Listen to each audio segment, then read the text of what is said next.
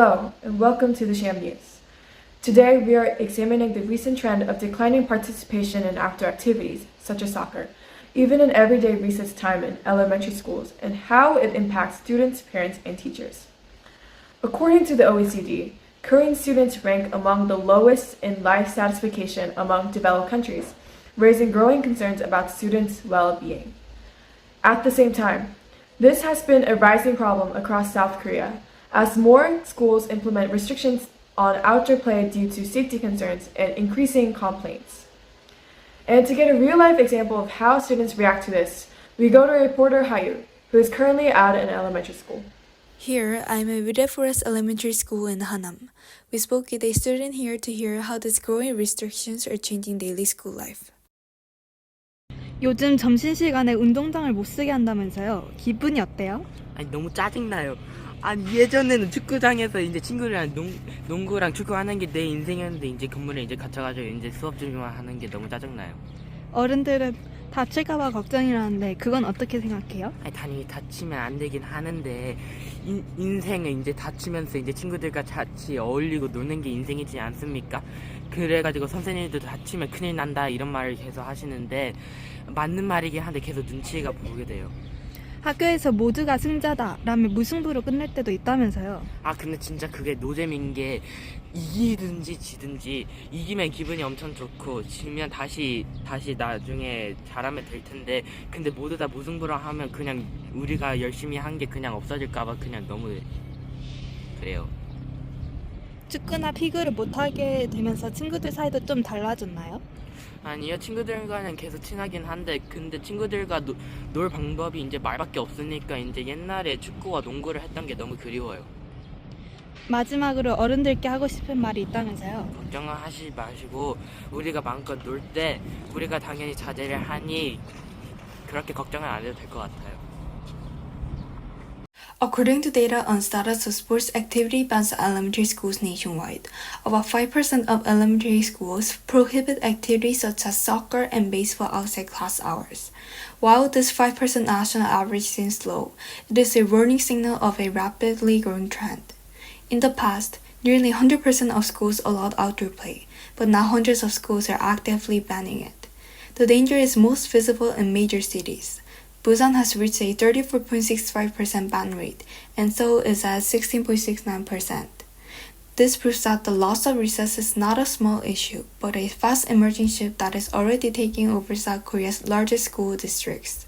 If this trend continues at this speed, the sight of children playing soccer at recess could disappear. It is only a matter of time before this becomes a reality for every other school too. This phenomenon is already shaping students' daily reality. Like Sisyphus, students endlessly roll the boulder of academics uphill, only for it to fall down the next morning. Without recess, school can start to feel like an absurd punishment, since it is one of the few moments where students can rebel against the absurdity by laughing with friends, escaping academic pressure, and building social bonds that make the endless cycle of studying more bearable. Although kids want to have access to outdoor recess, concerned parents and teachers often see the situation differently. According to the Asian News Network, 96% of teachers report stress over parental control. This shows that school-related safety concerns and parent complaints have increased in recent years, contributing to stricter school policies. As a result, schools are becoming more cautious in managing student activities. We have interviewed two parents for a variety of opinions. 요즘 초등학교에서 점심시간 공놀이나 운동회가 사라지는 추세입니다. 어떻게 보시나요? 네, 사실 많이 안타깝죠. 요즘 애들 학교 끝나면 바로 학원 뺑뺑이잖아요. 애들이 유일하게 뛰어놀고 사회성을 기를 수 있는 곳이 학교였는데 그마저도 금지가 일상이 됐으니까 우리 때처럼 운동장에서 땀 흘리고 노는 모습은 이제 좀 옛날 얘기가 된 것 같아요.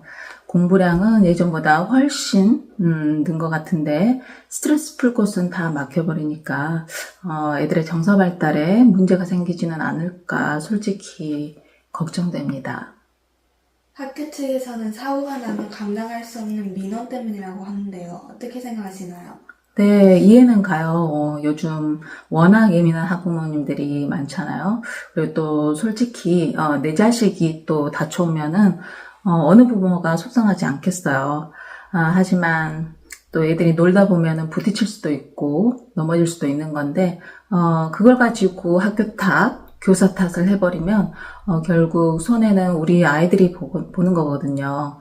그래서 선생님들이 방어적으로 변한 걸 비난만 할 수도 없는 노릇이기 때문에, 좀 이런 현실이 참 답답하네요. 최근 학교에서 안전을 위해 공놀이 등을 금지하는 정책에 대해 어떻게 생각하시나요? 당연히 금지해야죠. 그렇게 해야 한다고 생각합니다. 학교는 공부하러 가는 곳이지 노는 곳이 아니라고 생각을 합니다. 그리고 은근히 공놀이가 위험하거든요. 그래서 공놀이 하다가 유리창 깨지고 얼굴 다치고 이런 경우가 종종 있기 때문에 안전을 위해서 금지하는 것은 옳다고 생각합니다. 하지만 공놀이 금지 정책이 아이들의 놀 권리가 침해된다는 의견도 있습니다. 어떻게 생각하시나요? 노는 것은 집에서 해도 되지 않겠어요? 꼭 학교에서 그렇게 놀 필요는 없다고 생각합니다. 학교에서는 공부는 하고 노는 거는 집에 와서 좀 하고 이러면 충분히 된다고 생각합니다. 하지만 학교는 사회를 배우는 곳이기도 합니다. 친구들과 부딪히고 때론 게임에서 지면서 좌절도 겪어봐야 회복 탄력성이 길러지지 않을까요? 너무 온실 속 화초처럼 키우는 것이 아니냐는 우려는 대해서는 어떻게 생각하시나요? 맞는 말이긴 한데 너무 원칙적인 말이 아닐까라고 생각을 합니다. 회복 탄력성이라는 거는 꼭 게임에서만 길러지는 게 아니에요. 공부를 하다가 시험을 좀 잘 보기도 하고 못 보기도 하고 그런 가운데서 길러지는 거지 꼭 안전에 위험이 되면서까지 그렇게 해야 될 필요가 있는지는 잘 모르겠네요. This reflects a conflict between safety concerns and children's need for balanced development, showing that even parents recognize both sides of the issue.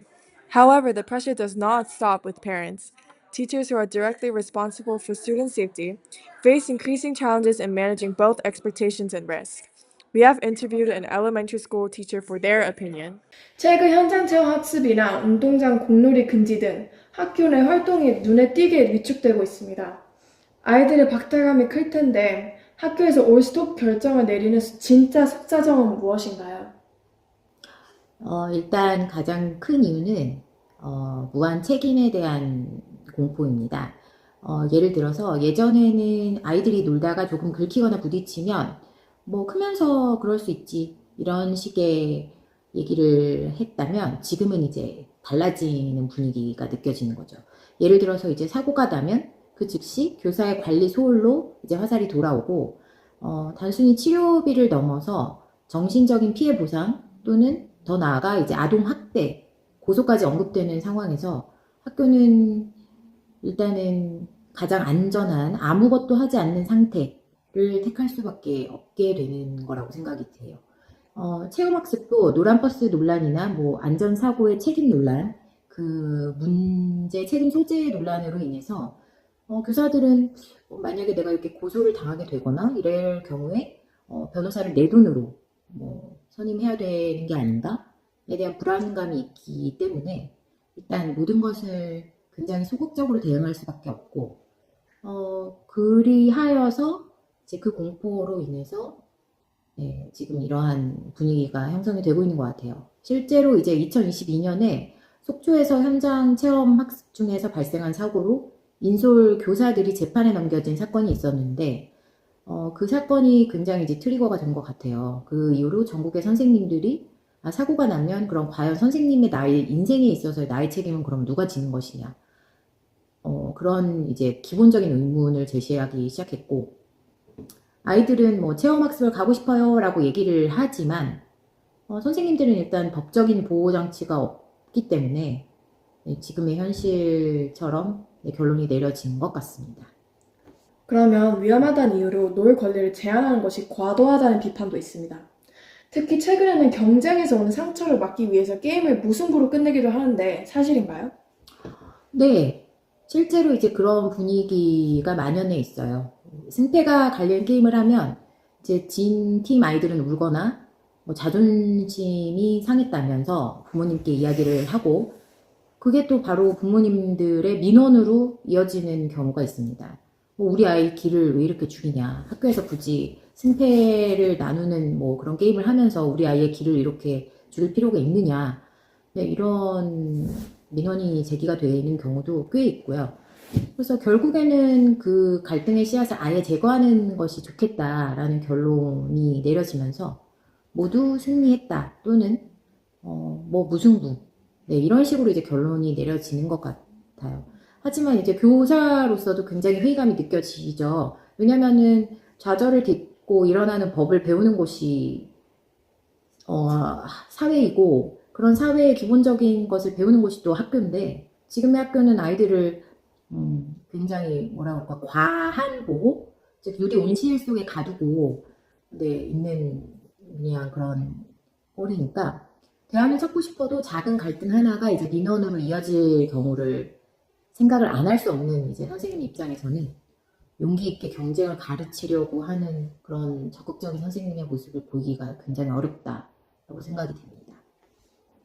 As we heard in the interview, the education system is no longer focused on teaching, but on defending. This survivalist atmosphere is backed by growing pressure from complaints, legal liability, and public scrutiny, all of which suggest a breakdown in trust between schools and the community. In many ways, schools are beginning to operate according to the logic described in The Prince, where leaders prioritize stability and self-preservation over idealistic goals. Rather than risk accidents, complaints, or legal consequences, schools increasingly choose control and restriction as the safest option. As a result, avoiding blame has become more important than encouraging children's growth through freedom, play, and experience. According to a survey by the Korean research team, the public is acutely aware of this crisis. 78% of all respondents believe that the violation of teachers' rights has reached a serious level in our country. When asked about the cause, 50% pointed to parental child-centeredness, the exact zero-risk mindset we explored, while 71% identify parents as a primary source of this pressure. However, the blame doesn't lie solely with individual parents. There is a critical legislative gap. While the School Safety Accident Prevention and Compensation Act provides insurance for medical expenses, it fails to shield teachers from individual legal liability. Because the law doesn't offer clear protection for educators, any minor accident can lead to a teacher being personally sued for negligence or even accused of child abuse. Caught between the fear of a lawsuit and a lack of legal immunity, schools have no choice but to lean toward a safer option. The pressure to restrict outdoor recess is not only coming from parents and teachers, but also from a surrounding community. Floor Leader Chan pointed out to Minister of the Interior and Safety, Yoon Ho-jung, that police did an increase in civil complaints regarding school noise, saying in 2018 there were 77 complaints related to school activities, but this number has continued to rise and reached 350. This sharp increase highlights how community discomfort is directly influencing school policy decisions, pushing schools to minimize activities that may lead to complaints. By combining all these perspectives, it becomes clear that this issue is highly complex. However, experts argue that by banning outdoor recess to prevent accidents, we may be overlooking a fundamental human right. The UN Convention on the Rights of Child, specifically Article 31, states that the play is a fundamental right. When schools ban soccer and outdoor play, they are not only preventing minor injuries but also limiting children's development. This suggests that current policies may prioritize liability over child development, despite the long-term consequences. To look beyond the school gates and the heated parent meeting, we've brought together a panel of specialists to examine what is actually at stake when we silence the playground. Joining us are Dr. Albert, a specialist in neurobiology and public health, Professor Park, an expert in child development and human rights, and Charles, a veteran educator who sees these policies play out in classroom every day. Professor Park, I would like to ask you a question first. Many school administrators argue that unstructured play, like soccer or tag, often leads to bullying, arguments, and chaos, the very thing that teachers are trying to prevent. Can't recess actually be a source of social harm rather than the good?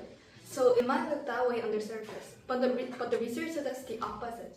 The American Academy of Pediatrics emphasizes that recess is a critical space where children develop social and emotional skills, including self-regulation and conflict solution. Those small disagreements that happen during play, such as acknowledging rules and understanding how to keep the peace, are actually how children learn to communicate, negotiate, and manage themselves. In addition, from a broader perspective, the United Nations recognizes play as a fundamental right under Article 31. So limiting it isn't just a school policy decision. It has implications for children's development and well-being at a much deeper level. Thank you, Professor Park. Well, okay. Next. In South Korea's highly competitive academic environment, some parents believe that allowing outdoor recess reduces valuable study time. From an educational perspective, expert Charles, does limiting outdoor recess actually improve academic performance? No, because it is actually the opposite of what the parents think. Carrie C. Dalloway, a doctor of physical therapy at the University of Trinidad and Tobago, shows that students who are more physically active tend to have better concentration, improved classroom behavior, and stronger academic performance overall. Exercise helps with oxygenation and concentration of neurotransmitters to the regions in the brain that are responsible for attention, reasoning, and memory. So physical activities are integral to one's attention span and cognitive ability to learn. I would also like to add to Charles' argument. As it helps with education, it also helps the mentality of the students. When physical activities are done, it stimulates the production of endorphins. These endorphins help with reducing and managing stress levels, influence the mood of the person, according to the Dr. Disman, a neurologist in University of Georgia. With this better moods, I believe it can also help with students' learning abilities, since their bad moods won't be a problem when they're studying. I would like to ask another question. What do we say to a parent whose child breaks a leg or gets hit in the head? To them, safety is paramount. Isn't zero risk the only acceptable standard for a public school? To achieve this, wouldn't indoor activities be better? Please explain. Of course safety matters, but aiming for zero risk can actually create different long-term problems and further repercussions. Research by Mariana Bostoni shows that engaging in what's called risky play, activities that involve natural levels of uncertainty, help children develop better social competence, especially among boys. If children are never exposed to any levels of risk, they might be socially isolated in their group because they don't know how to fit in. Some might say that indoor activities might be better to prevent children from danger, but outdoor activities provide a unique environment and unstructured atmosphere. As Purdue Global highlights, unstructured atmospheres encourage one's imagination and creativity to kick in. So replacing it with indoor recess is inappropriate as well. I agree. Negotiating risk on a soccer field is how children build resilience for the adult world. As Professor Claire McCarty from Harvard Medical School says, outdoor activities help kids learn from their mistakes. Even though they might get hurt, learning those risks allows a child to face inevitable risks for the future. From a school perspective, the answer isn't elimination, it's better structure. So if we include clear supervision, designated play zones, and safety guidelines, it'll help reduce unnecessary risk while still allowing activity. Let me push this further. Some schools argue that recess becomes chaotic because kids don't know how to behave. So wouldn't it be better to remove it or strictly limit rather than deal with conflict or disorder? Charles, from a classroom perspective, what actually happens when recess is handled this way? According to Rebecca London, professor of sociology from Harvard, removing or neglecting recess doesn't solve chaos. It actually creates more of it. When students don't have a structured and supportive environment to play in, they often return to the classroom feeling frustrated, excluded, or upset. Teachers then spend valuable instructional time calming students down instead of teaching. From what I've seen in schools, this matches reality. Sociologist Rebecca London's research from Harvard shows that when recess is organized properly, with clear rules, designated play spaces, and supportive adults, students come back more focused and ready to learn. In fact, teachers report gaining back instructional time because transitions after recess become smoother. This is supported by research from Dr. Carrie C. Dalloway, as we mentioned before, that overall academic performance will increase when physical activity is provided. So the issue isn't recess itself, it's how it's managed. If we remove recess, we're taking away the only part of the day where students can naturally practice cooperation, resolve conflicts, and rest and reset mentally. But if we improve it, it becomes one of the most effective tools we have for both behavior and learning. In other words, limiting recess might seem like control, but in practice, it actually makes the classroom harder to manage, not easier. So if the science proves that outdoor recess is helpful, but the law requires liability, what is the fix? How do we get the soccer balls back into the kids' hands? I will add that structural policy support is important. Schools and teachers often operate under extreme pressure from companies and liability concerns. So having legislative reforms such as clear protections and guidelines at a higher level can help them feel more confident, allowing play without fearing of complaints. So expanding systems such as the School Safety and Insurance Federation, the SSIF, beyond simple medical compensation, which was already implemented by the Ministry of Education in 2007, could help reduce this fear structurally. With existing government funding and educational administrative systems, programs such as legal counsel and institutional liability protection could be incorporated so that the burden does not fall entirely on individual teachers. If school and teachers who follow official safety guidelines receive clear legal protection, they may feel more confident allowing supervised play without fearing excessive complaints or accusations of negligence. In addition, communication regarding accidents such as should be handled through official school administrative procedures rather than through direct personal confrontation with teachers. To add on, like other approaches, this solution also has its limits. Even with institutional protection, schools cannot eliminate accidents, emotional stress, or public criticism after injury occurs, and implementing these systems nationally would require time and administrative coordination. However, before SSIF is already an established nationwide system with existing infrastructure and regional branches, expanding its role would be far more feasible than creating an entirely new institution.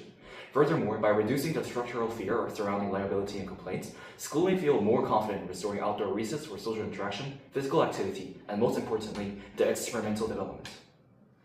Today, we heard from students, parents, and teachers and experts about a growing issue in South Korean schools: the disappearance of outdoor recess.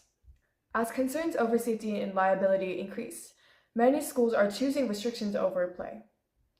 But experts argue that outdoor activity is not just recreation. It is essential for children's social, emotional, physical, and academic development.